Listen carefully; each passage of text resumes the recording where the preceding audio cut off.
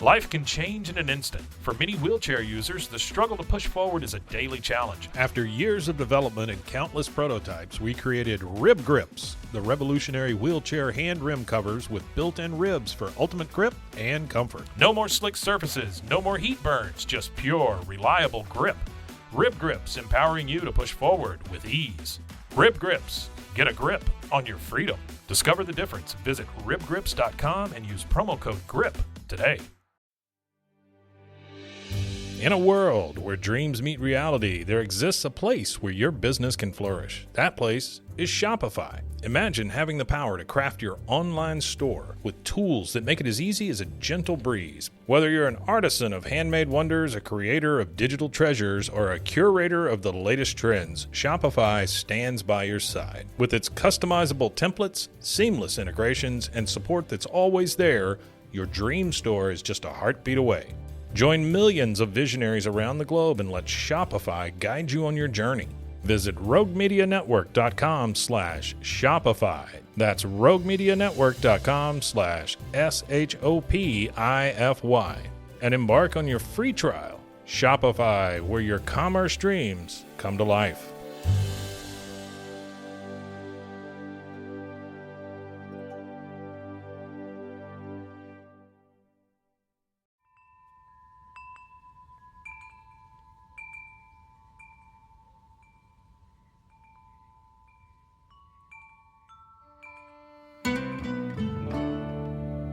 I am Rachel Ruth Tate, and this is Text Astrology.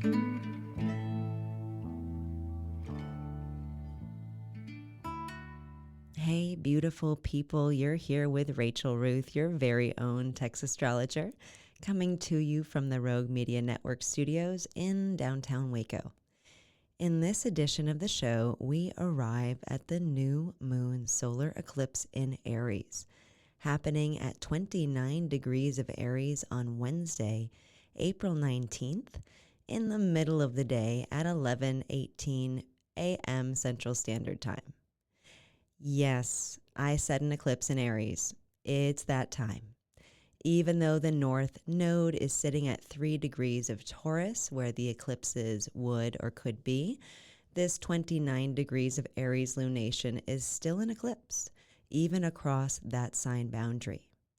That anaretic degree, anaretic being the last degree, the 29th to 30th degree, it's wild and state-changey. And this is a Mars-Venus cusp, a fire and earth cusp, Aries and Taurus. That's a real zesty spot, right? Real personal between Venus and Mars. There's some heat. It's intensely charged.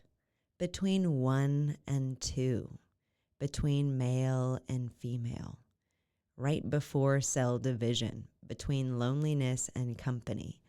This particular spot between is dynamite.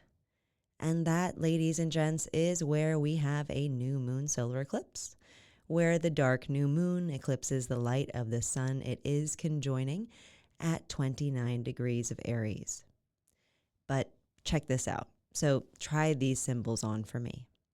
So this new moon is happening with an exalted sun, so a fortunate sun, being eclipsed by a moon on top of one specific star. Conjoin them. Enter Alrisha. Alrisha is a pale blue-green fixed star whose name comes from the Arabic phrase for the well rope. Another name for this star, an alternate Arabic name used, is Okta, meaning the knot. In some Latin works, this star is given the name the two strings or the crux of the threads, and it hangs down into the Pisces constellation. So there is clearly a stellar case, pun intended, for calling this new moon eclipse oddly intersectional. It's the second new moon in Aries in a calendar month, very strange. And it's in the potent anaretic degree, literally 29 degrees and 50 degree minutes. So a mere 10 degree minutes from being a moon in Taurus. And that's very wild. And it's an eclipse on top of that. Weird. And the lunar node is in Taurus while this happens. Rare and slightly odd. And on top of all of that, it is conjoined a star called the Hanged Knot, essentially. Yep, some of this speaks to fated intersection and state change and intensity of passion. And there's more. Shit is cray, y'all. You know, I'm always looking to the condition of the moon's ruler and the closest aspect that the moon is making to any planet. And I'm still doing that this eclipse, but there is, of course, more high strangeness. This eclipse's ruler, Mars, is still fallen in Cancer, our cardinal water sign ruled by the moon. Mars is moody and defensive and difficult there, not easy. Anxious to do, but Cancer being the moon's home sign, the moon and this eclipse are actually mutually receiving one another. So the new moon in Aries and its ruler Mars in Cancer are in mutual reception. Like, what? What does that even mean? Well, folks, mutual reception does not ever hurt. It can only help and mitigate. It makes harder terrain at least doable, even if not conventional. It's a sharing of resources, or like we are all in the same boat type of thing. Remember the last moon I talked about in the belly of the whale? We're all there, right? You're staying in my house or I'm staying in your house, and let's keep things up and running no matter where we are, shall we, right? So Mars is kind of hating life in Cancer and also protecting it fiercely and with much ado and emotion. And the eclipse's ruler is that emo fallen Mars, whose angst is buffered by a fortunate mutual reception and an exalted sun. Now, what is the closest planetary aspect? I know you're wondering. It's to Pluto. There, I said it, the moon isn't really doing a whole lot more than that, making wide by sign aspects, right? That don't really heavily apply to any traditional planets by a traditional orb. But, except we have the dark, minuscule, maybe planet, power broker, king of the underworld, almost Pluto. And let me tell you, there is a bang-on, almost exact square, a 90-degree dynamic tense angle of the nature of Mars itself, between this new moon, which is eclipsing the sun at 29 degrees of Aries, and Pluto at 0 degrees of Aquarius. I don't know, man. I'm getting this real burn it down tower card vibe, some real crossroads stuff. Like there was a before this eclipse and then there will be an after this eclipse kind of feeling. It's weird on weird, and Pluto is the force that makes the small huge and takes the top down to the bottom. Pluto is the last word. It is the death and rebirth, the shadow. That's a crossroads, right? Death and rebirth, that river Styx is a boundary. So what are you supposed to take from what I'm saying? Well, I think you'd be best served by taking a quick trip back in time to September 9th of 2020. Yes, that precise day, right? Mars turned retrograde in the sign of Aries in its 29th degree. So what was up for you then? What were you doing or in the process of beginning to do? And Mars turned direct in November in 2020 on the 15th. But take that chunk of time between July of 2020 and January of 2021. There was probably a good deal of major change, right? It's that precise style of profound progress personally that we are visiting during this time as well. That flavor between these two Aries new moons. And here is my personal example to give this color. I have a Venus of my own, natally, in Aries in my 9th house, ruling my own Sun and Mercury in my 10th house. If this confuses you, ignore it and skip ahead. I know I've got an Aries heart to feel this transit anyway. After years of study, I had finally enrolled in a course of formal study under my astrological mentor, Austin Coppock, at that time, and I had become a publicly practicing astrologer around that same time in 2020. Like, I was doing 1 to 4 readings a day and teaching multiple meditation classes a week as well. And some of them were astrologically themed. I was hosting new and full moon circles. But I, Rachel, quit all that when Mars stationed direct in November of 2020, and I went back into a previous occupation. This Mars business is about what we're doing, right? So I went back into wine and spirits, taking a job as a wine specialist at Bar and Garden in Dallas. And with that, I ceased for the time being the teaching and the public astrology practice. I also, through that job at Bar and Garden, fell in love with a famed distiller and quit my job at Bar and Garden to work for him in January of 2021. And we later married. Fast forward, and as of the Aries new moon last month, I pressed play on my past astrological vocations again. Astrology is back, and teaching at a public studio, that just started again for me too. And there's more. It's not just meditation now, but a more physical practice of the bar method I was just certified in as well. Aries has to amp up the energy this time. It's an eclipse, y'all. There must be change. And there is an intersection of threads, the past and the present, the knot of creation that's tied eternally, mooring us to the shores of what is and has always been.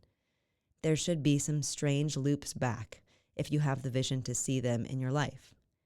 Aries is the first sign, the sign of self, of essential being. And a highly unusual eclipse here is going to ask you the question, who are you? Why are you? How much do you believe in that being? Are you sure about the road you're traveling enough not to hesitate at the crossroads? Do you trust yourself? Do you have faith? Do you have a sense of direction? Those are huge questions, huge, monumental, fundamental questions, because Pluto will pin you into a corner with your fear and with its power, and life will force the brilliance from you, squeezing it out of whatever corner it resides in by whatever means necessary. And this new moon eclipse in Aries feels like life itself calling forth its own rebirth in this moment. The first motion was the beginning, and we begin again in every moment we move. In that hopeful spirit, please enjoy the following horoscopes for each sign individually. We're going to go power mantra style with them this fiery lunation. And I use rising signs for my horoscopes as the ascendant speaks to the first house of your actual self, but your sun or moon sign works all right too. So this new moon eclipse in Aries lunation for all 12 signs. Aries, I will even surprise myself. Taurus, literally nothing can stop me. Gemini, I always find the right people. Cancer, I can make it happen through me. Leo, my belief makes it possible. Virgo, integrity in intimacy is divine. Libra, we are stronger together. Scorpio, every action I take counts. Sagittarius, creativity reveals more of me. Capricorn, within me is a reservoir of power. Aquarius, the world needs my voice. Pisces, with my craft I make the world. Let those horoscopes simmer inside the noggin, Aries style, as we take a quick break for a word from our sponsors.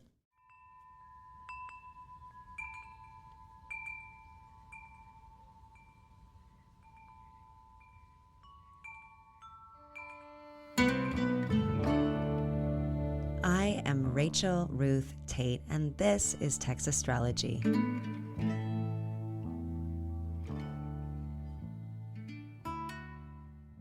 Life can change in an instant. For many wheelchair users, the struggle to push forward is a daily challenge. After years of development and countless prototypes, we created Rib Grips, the revolutionary wheelchair hand rim covers with built-in ribs for ultimate grip and comfort. No more slick surfaces, no more heat burns, just pure, reliable grip.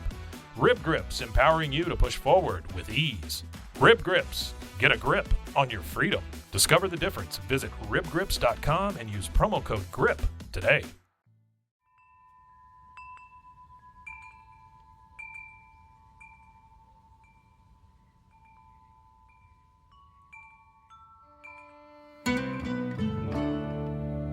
I am Rachel Ruth Tate, and this is Text Astrology.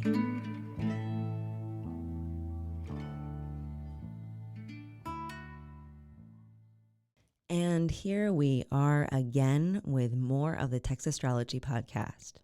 And it is time to transition into our top 3 transits to observe over the upcoming 2 weeks. This eclipse syzygy is in effect.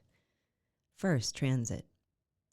The sun enters Taurus overnight on Thursday, April 20th at 3:09 a.m. Central Standard Time for its annual transit through Venus's fixed Earth home sign, represented by the bull, ushering in the fecund and fabulously lovely feeling height of spring.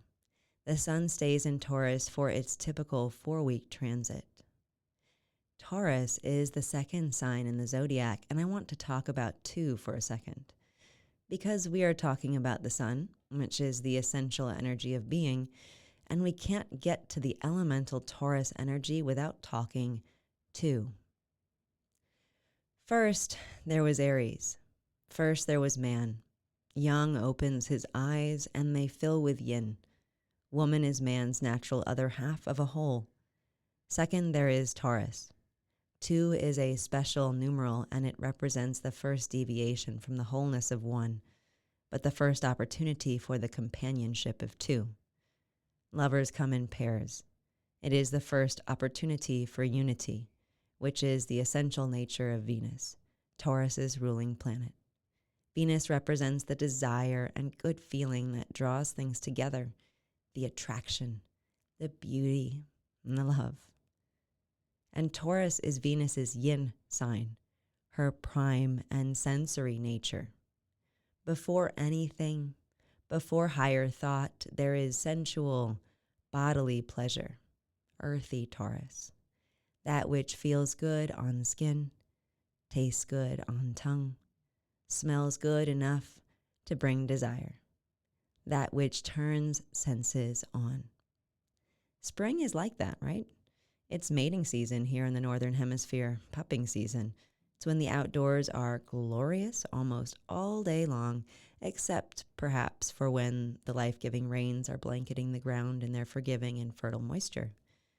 Life is like that during the Sun in Taurus time, and right now, ruler Venus in Mercury-ruled Gemini is making a mutual exchange with a Mercury retrograde in Taurus in the transiting sky.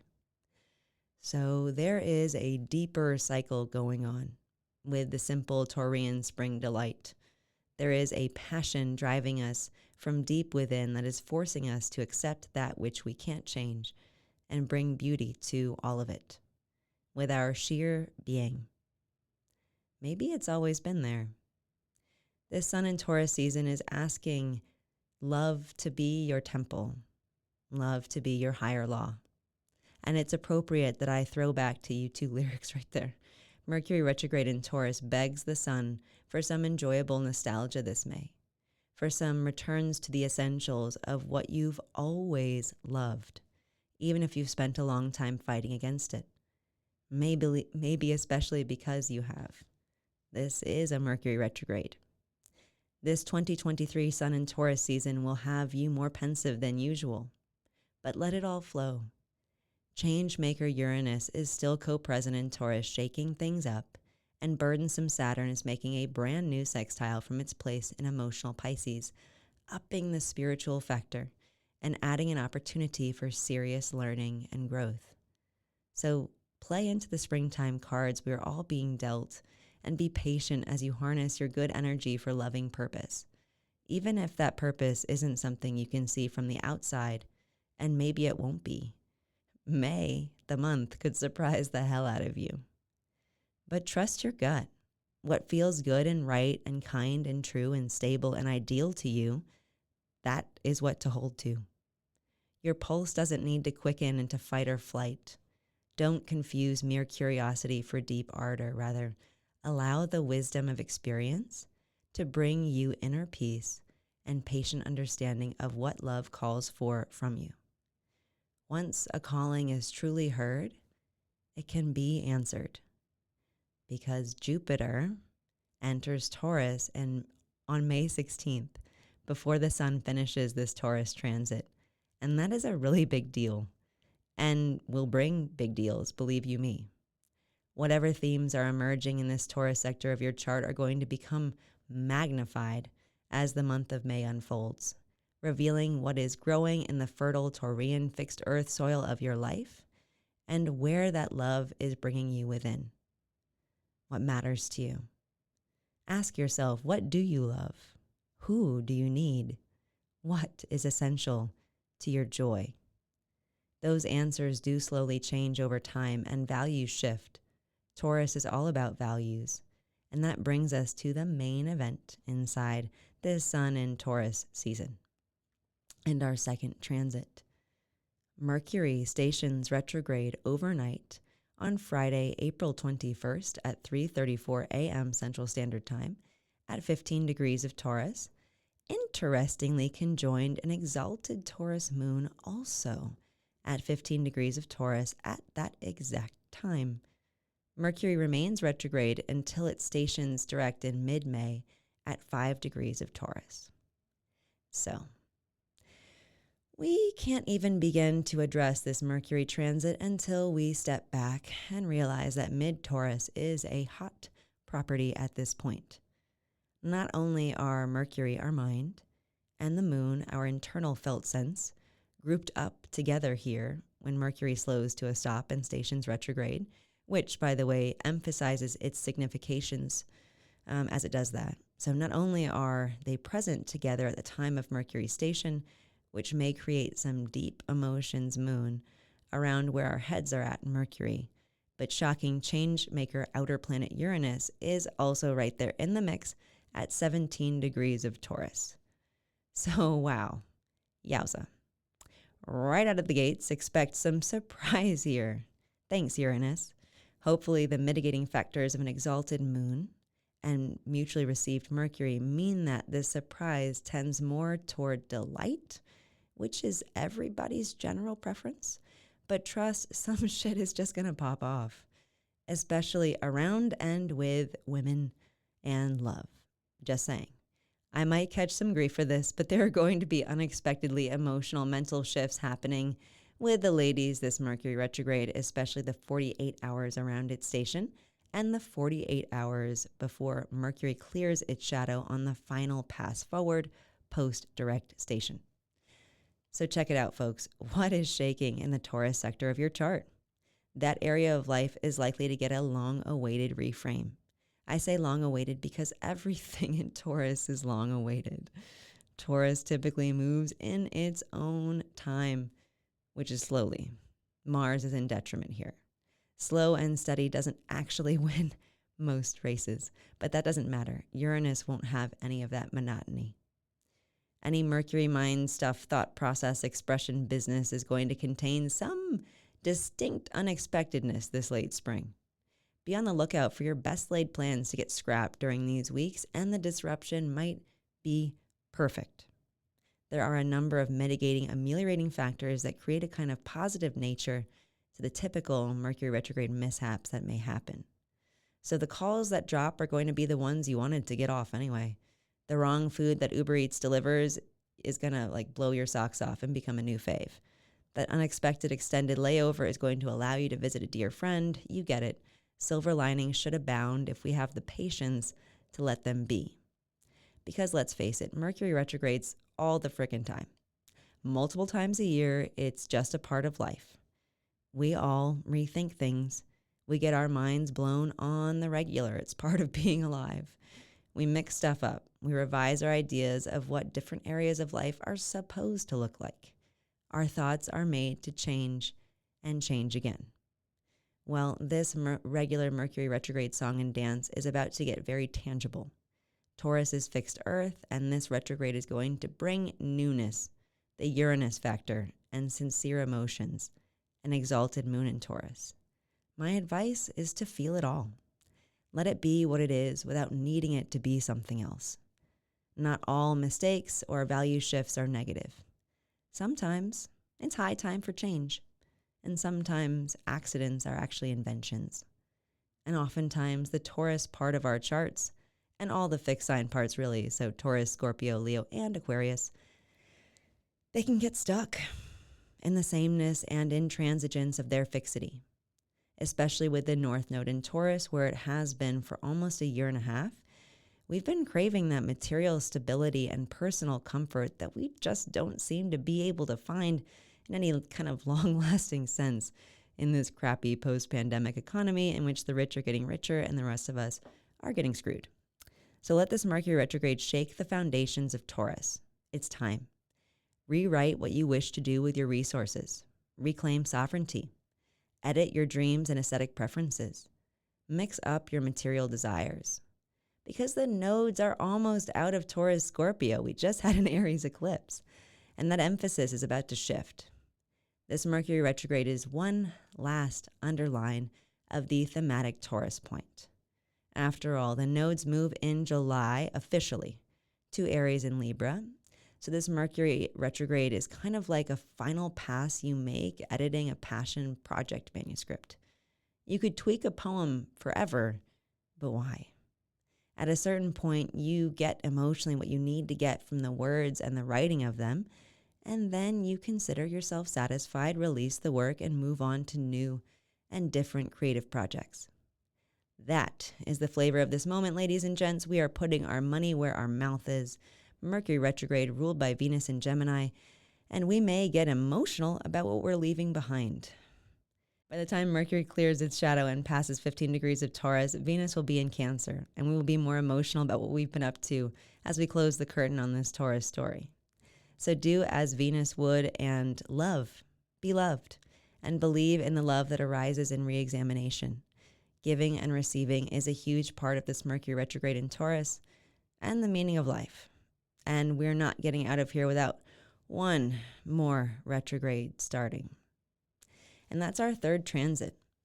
Pluto stations retrograde on Monday, May 1st at 1:39 p.m. Central Standard Time at 0 degrees of Aquarius, beginning its journey back into Capricorn, which it will re-enter in June before Pluto stations direct again in October.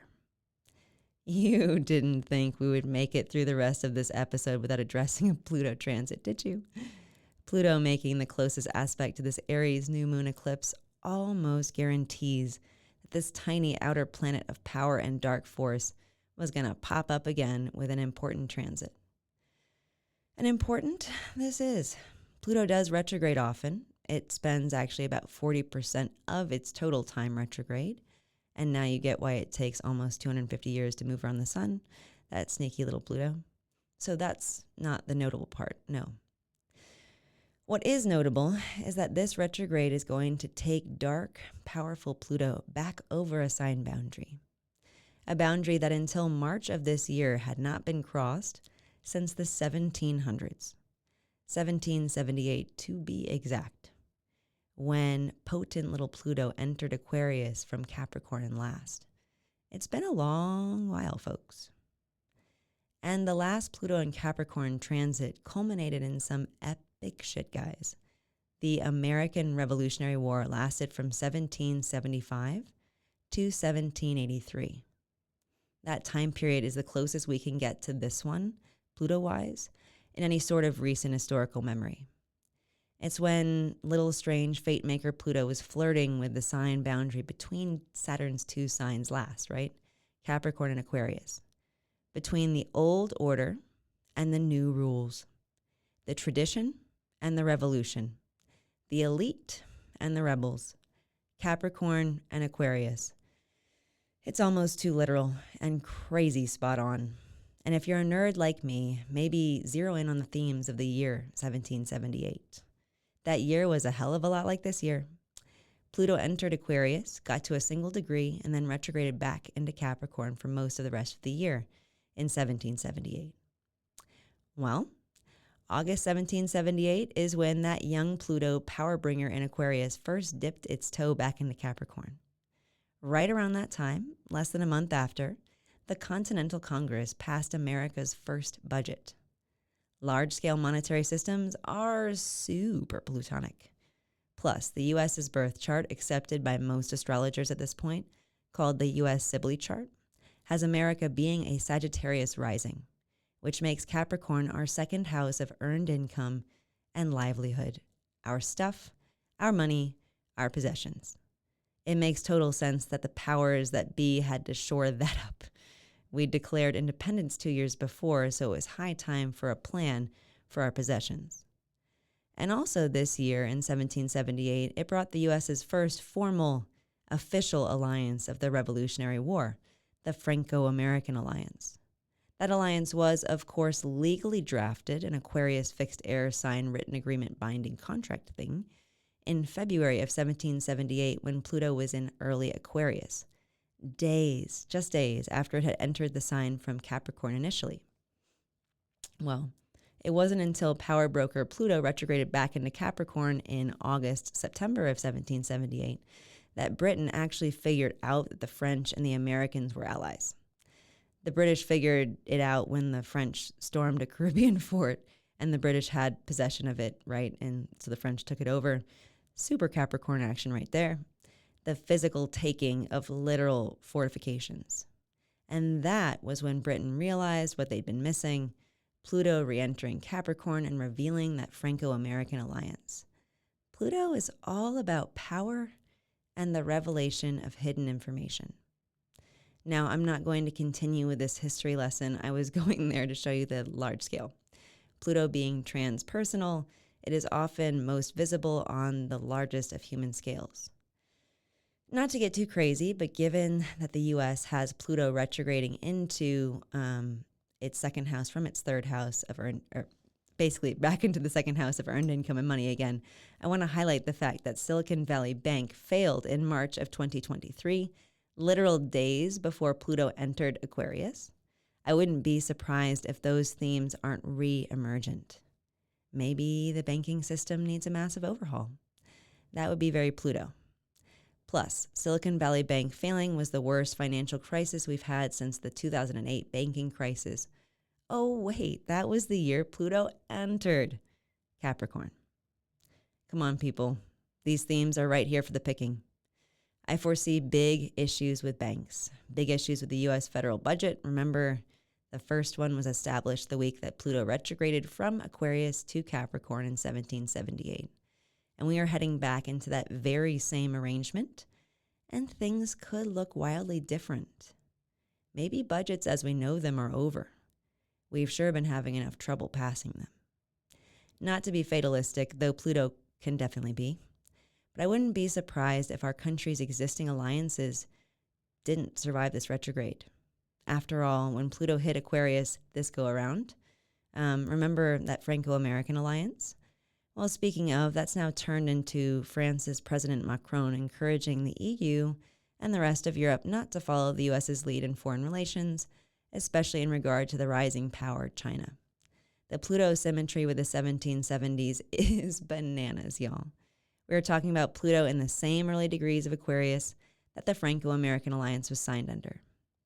So, maybe we as Americans are about to figure out that France has a new ally now, that all of the EU may break with our economic or international policies. It could happen. We will just have to wait and see and buckle up. And that, my kind people, brings us to our key words for the upcoming quality of time. These new moon solar eclipse in Aries weeks will be dramatic, decisive, portentous, contemplative, and compelling. which brings us into our do's and don'ts for this solar eclipse in Aries syzygy. Do, fall in love with the truth. It might not be what you wanted to hear, but knowledge is power. Don't get caught up in mental gymnastics trying to manipulate the facts. Good decisions require good info. Do more of what you love. It may require sacrifice or risk, but if the reward is worth it, go full steam ahead. Don't put it all on the line for a maybe. What you aren't sure of likely isn't sure of you either. Do be patient and accept the curveballs life is about to throw. You know some crazy pitchers are coming to the mound and the game is fated, so take your best swing. Don't be a passive actor in your own life. Things happen both to you and through you, so get out there and get after it.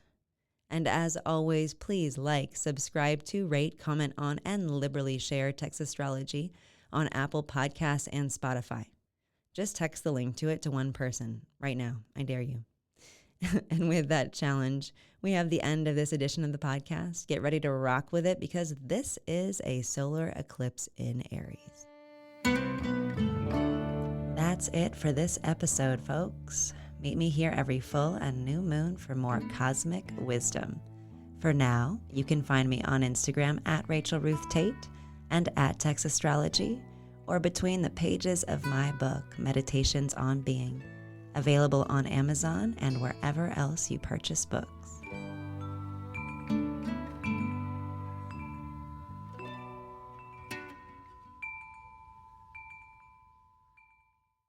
Life can change in an instant. For many wheelchair users, the struggle to push forward is a daily challenge. After years of development and countless prototypes, we created Rib Grips, the revolutionary wheelchair hand rim covers with built-in ribs for ultimate grip and comfort. No more slick surfaces, no more heat burns, just pure, reliable grip. Rib Grips, empowering you to push forward with ease. Rib Grips, get a grip on your freedom. Discover the difference. Visit ribgrips.com and use promo code GRIP today.